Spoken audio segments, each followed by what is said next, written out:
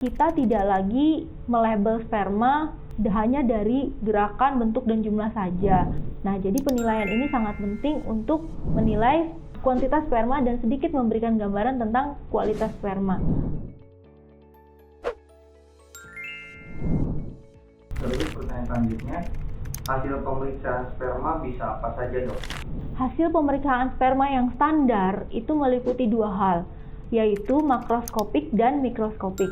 Kalau pada pemeriksaan makroskopik kita menilai warna, bau sperma, kemudian apakah dia mencair atau likuifaksi dengan waktu yang pas yaitu 30 menit, atau apakah ada pemanjangan waktu likuifaksi. Kemudian kita juga melihat pH sperma, karena pH ini akan menentukan ada masalah apa pasien kita ini.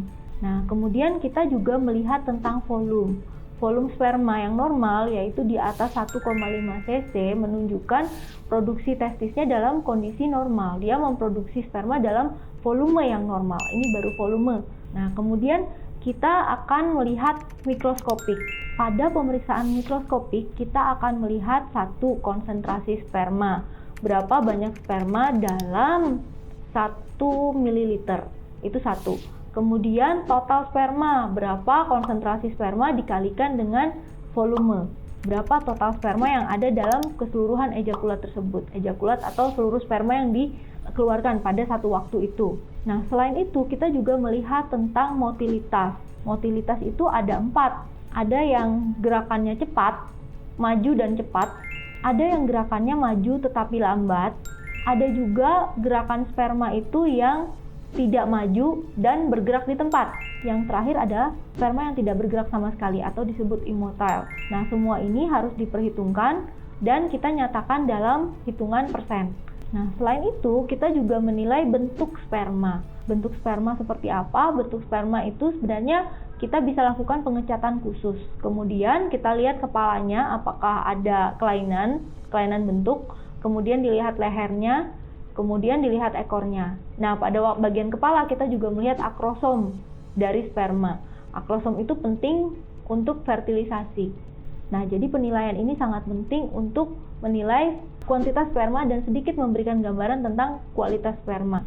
Nah, selain itu ada juga penilaian lain, misalnya viabilitas. Berapa banyak jumlah sperma yang mati dibandingkan jumlah sperma yang hidup. Pertanyaan selanjutnya, standar hasil sperma yang baik apa saja?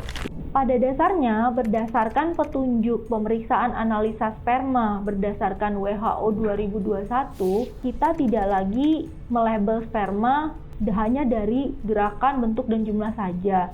Tetapi kita lihat keseluruhan, kemudian kita klasifikasikan menjadi ini normozoospermia atau normalkah, atau borderline-kah, atau meragukan, atau abnormalkah. Nah, ini adalah klasifikasi terbaru dari WHO. Namun, yang masih digunakan di Indonesia dan kami rasa ini cocok untuk praktek sehari-hari kami adalah yang menggunakan WHO 2020. Jadi, kalau sperma itu di bawah, konsentrasinya di bawah batasan normal, maka disebut oligozoospermia.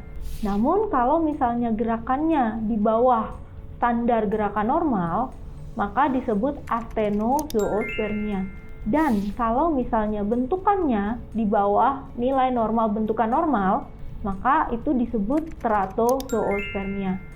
Kalau seorang pria misalkan mengalami masalah di 3 hal tersebut, konsentrasinya kurang, motilitasnya kurang, morfologinya jelek, maka sebutannya adalah oligoastenoteratozoospermia.